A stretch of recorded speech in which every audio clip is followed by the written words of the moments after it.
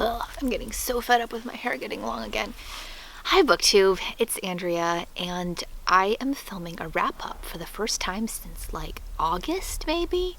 I've been very bad at doing the sort of standby videos of the community and just, I don't know, I guess I sort of did a wrap-up at the end of January when I was talking about updates on my sort of research reading for my novel project, but that wasn't really a monthly wrap-up per se, but that's what I'm doing now for most of February and then for March. So please excuse the traffic noises. I just really want to be able to film outside now, so hopefully it won't be too terrible. All right, so a couple of the books that I had talked about in my writing research update, I think were finished in the beginning of February, so I'm just going to pick up where that left off with How to Survive Today by Tonya Ingram. I was actually just flipping through this again last night because Sarah and I were talking about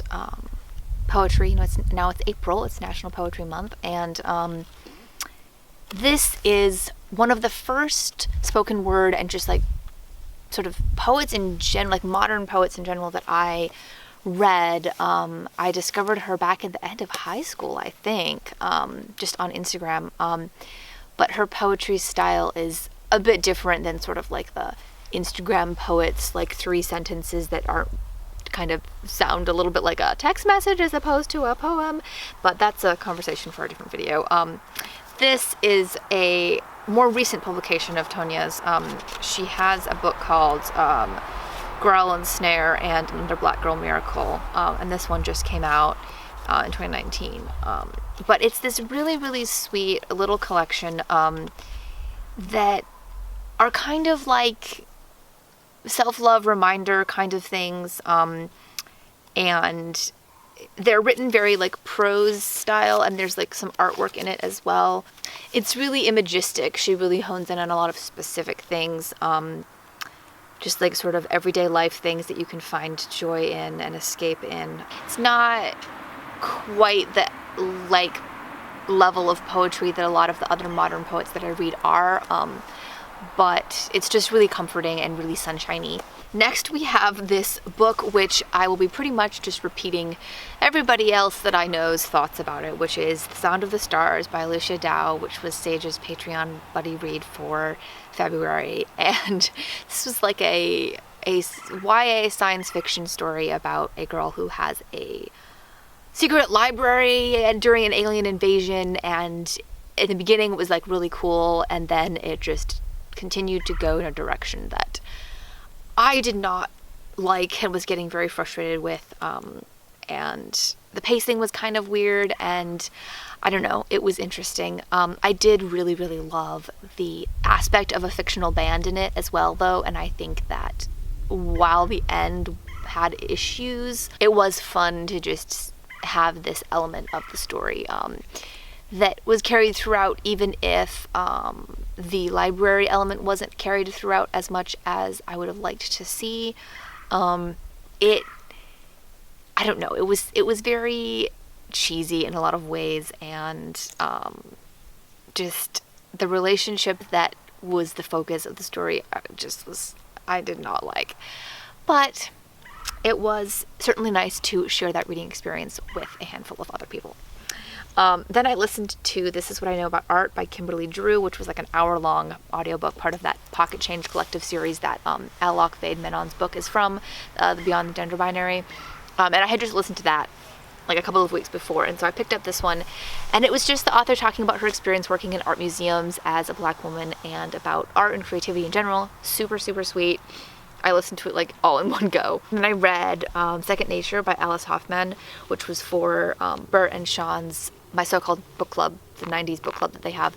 And this was very interesting because apparently the audiobook is abridged, and so I guess my perception of the story is not exactly as it should have been. But I enjoyed it. I mean, it was a very distanced, third-person, omniscient story of this woman who sort of befriends a man who was raised by wolves, and it kind of wreaks havoc in their little East Coast island town, I think is where it's set. So I don't know, it was an interesting experience. It was definitely a narrative style that I'm not used to, and it just happened very quickly. It was a very short book, which I think was, abridged audiobook problems, and I wish I had known that, but I don't know. Then I listened to Long Live the Tribe of Fatherless Girls by T. Kira Madden. This was also part of my writing research memoirs chunk. I had been wanting to read this for a while because one of my favorite poets, Megan Falley, was talking about really enjoying it, and the story of a queer coming of age and the community found within girls in tough times was intriguing to me. It was very, very hard to listen to parts of it. It really grapples with a lot of things that T. Kira experienced growing up in the late 90s, early 2000s in Boca Raton, Florida, that she really is just so raw and honest about. Parents both struggled with addiction, and she was assaulted in high school and experienced some very inappropriate stuff with AOL chat rooms and just the men who would get on to those things and prey on girls and prey on them through these pen pal programs that were running in the late 90s through these girls magazines. But the way that she writes it is so unflinching, which I really, really admire. And she narrates the audiobook, which of course I could not imagine anyone else doing. And it tracks her through going to college and coming to terms with her trauma and grappling with her family relationships with her parents and also with siblings. And while it wasn't as relevant to my own book sort of research project, I'm really glad I read it, and I'm not in any way going to dismiss someone's own memoir just because it had different elements than I may have expected it to. It certainly was incredibly well written, and I really influenced the way that I think about writing nonfiction myself, just about my own life and about tense and perspective and just the way that she wove the whole story. So it was very good, but just really be aware of how unflinchingly it tackles a lot of really rough topics.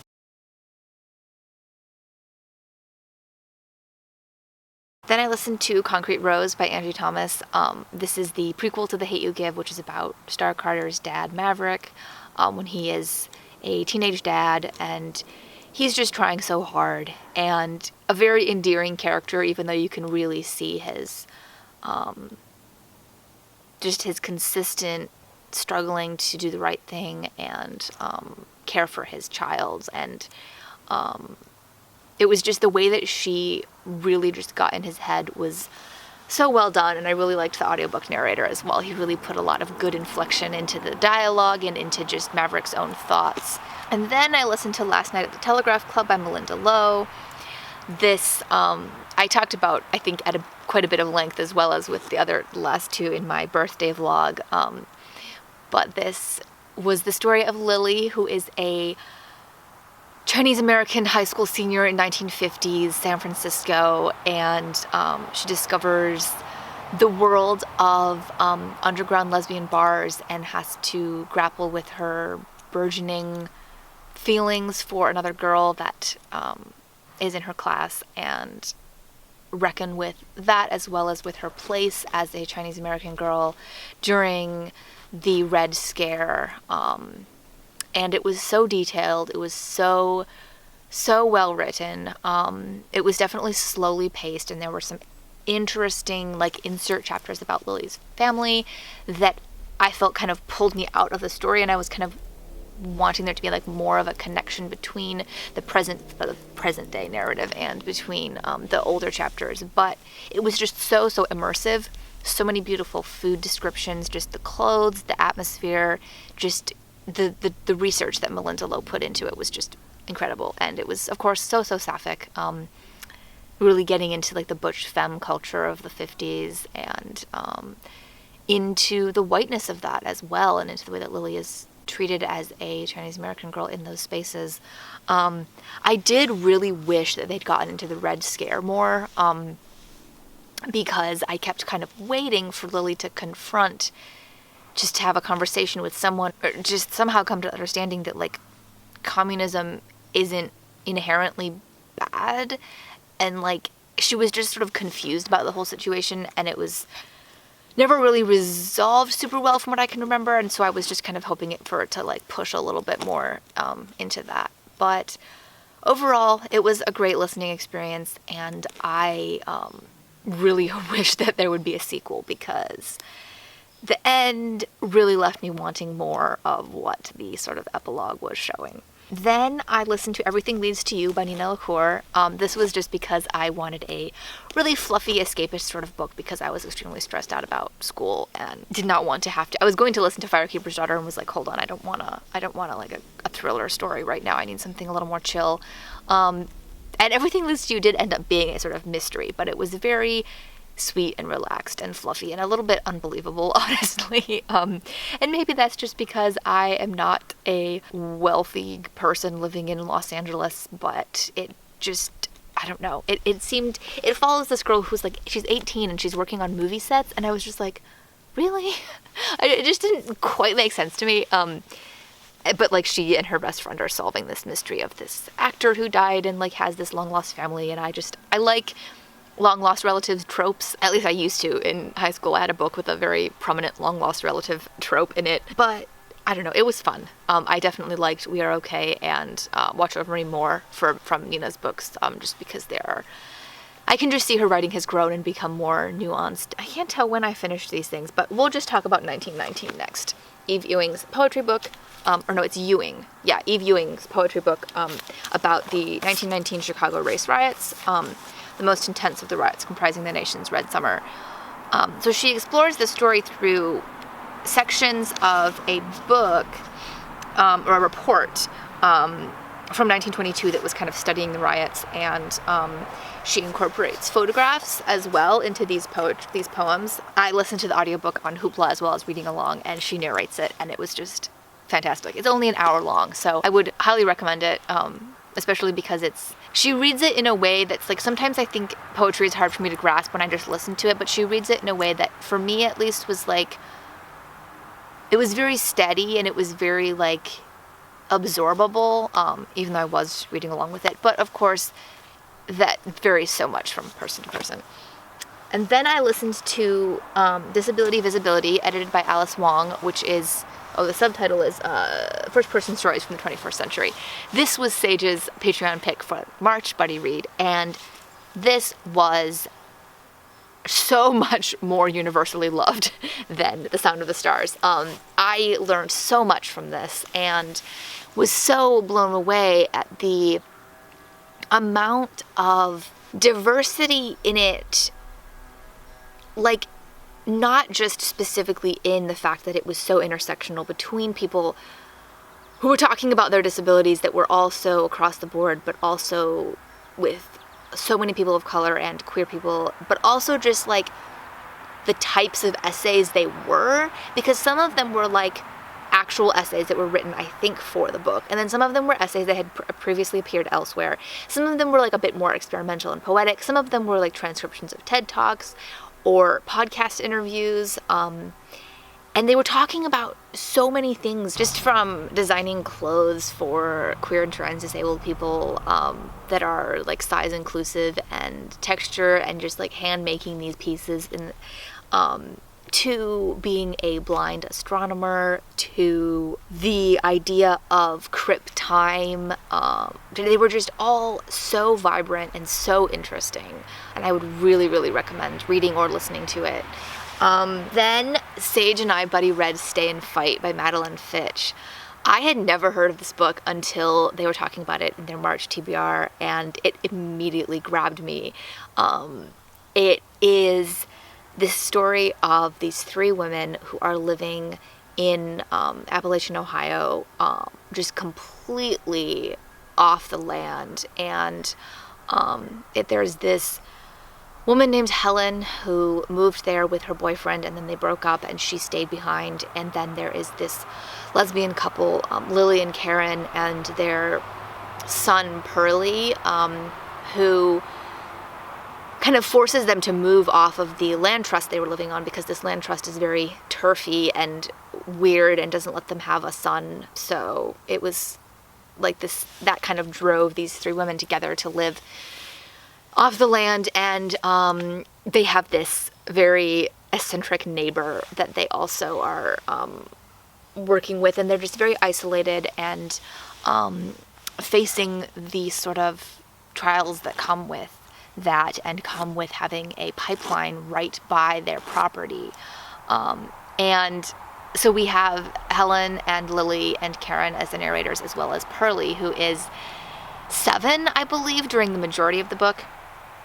And he is the best child narrator I have ever, or probably will ever, read. He is so, just the way that Madeline Fitch was able to get into his head and really just use these words that just, like, he uses words wrong, and he believes in the magic of the ElfQuest comics just so strongly, and just his sort of sheltered understanding of the world is just so clearly portrayed. It's one of those books that it's very much a character study. It's very like regional literary fiction, with just a hint of maybe the possibility of surreal stuff happening. It's heavy and it's gritty, but it's just so intricately written, and it was just so many things that I really enjoy in a book, and that really helped inform me as a writer too. And it was a great experience to read it with Sage, and to just really have so much of it click with us. It's definitely underrated, and I really want to look into Madeline Fitch's backlist as well, and watch out for what she puts out next, because it's one thing I will say about the book, though, is that the summary is a little bit misleading. I was expecting a lot more pipeline resistance to actually happen in it, and it doesn't. So just know that going in, that it kind of comes more towards the end, but it was still very good. And then I read The Lamb Will Slaughter the Lion. I started this on my birthday, so it nearly took me a month to read it, because I just set it down because reading with my eyes was a struggle. But then everybody started doing reading sprints, and it was amazing, and it knocked me back into being able to read physical books. So that book was so much fun. It was just this very fast-paced anarchist ride through the mystery of a creature that is kind of terrorizing this like unincorporated anarchist community in Iowa. The main character, Danielle Kane, comes to this place and is kind of thrown into this chaos of infighting between everyone and this maybe benevolent, maybe sinister creature. I will say I wish it had been longer, because I felt like everything just happened so quickly. Oh dear. Apologies. But it was great, and I'm really excited for the sequel, because I think I will have less of that, like, wait, what's happening? Because I know the characters really well now, just through having to, like, get to know them through the course of the first one. And then I listened to Honey Girl by Morgan Rogers. This was so soft. I didn't love it as much as I expected to, because I think, similar to what a lot of folks have been saying, is it was marketed a little bit weirdly, because it sounded like it was going to be more sort of funny and romancy, and like the story follows Grace, who is a recent graduate of astronomy. She has her PhD in astronomy, and is just really, really suffering from the weight of academic expectation, and her father, who is a military guy, and just like the racism in the science fields that she's in. And so she has a drunken night in Vegas with her 2 best friends, and accidentally marries a woman who she's never met before.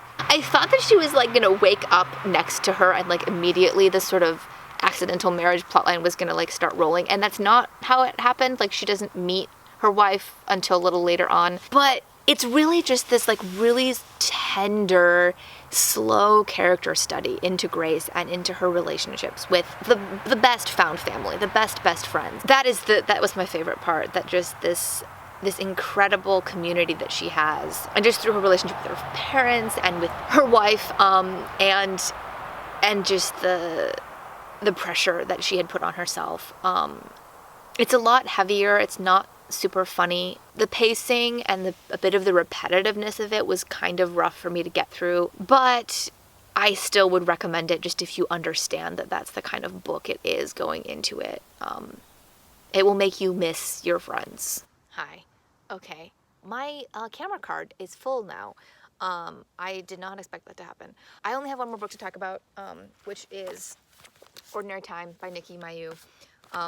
This is a poetry collection illustrated by Brianna Ludwig, from someone that I have followed on Instagram for a while, who is a queer ex-evangelical writer from New Orleans. She is such an inspiration to me, and I have learned so much from her, and is just like really a person that I admire. She just came out with this collection of poetry about queerness, about leaving behind oppressive religion and the wonder of nature and of being a parent. It's published by Tilted House, New Orleans. This is their first book that press has put out.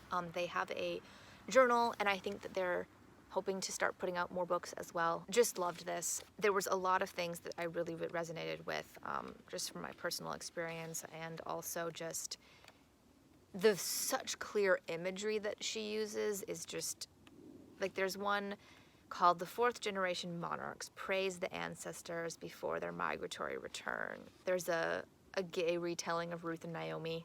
There's a really great one about Griffith Observatory and just this wonder in nature without tying it to any kind of creator. The cicadas humbly but officially request to be excluded from our poetic metaphors. Like, just the specificity of that was so great. I might do a full review about this because I know it's like a really, really under the radar book. And I'm so sorry. Okay, well, this was the last book I read in March / carried over to the first day of April. The first 2 days of April, like the last couple poems I just read. But that's it for my wrap up. Hopefully I'll be able to keep up with wrap ups, so stay tuned for one at the end of April. But thank you for watching. Leave a little sprout or other spring-like emoji below if you made it to the end, because I'm finally able to film outside again, and hopefully we'll be able to keep doing that, hopefully with less extremely loud noises. All right, goodbye for now.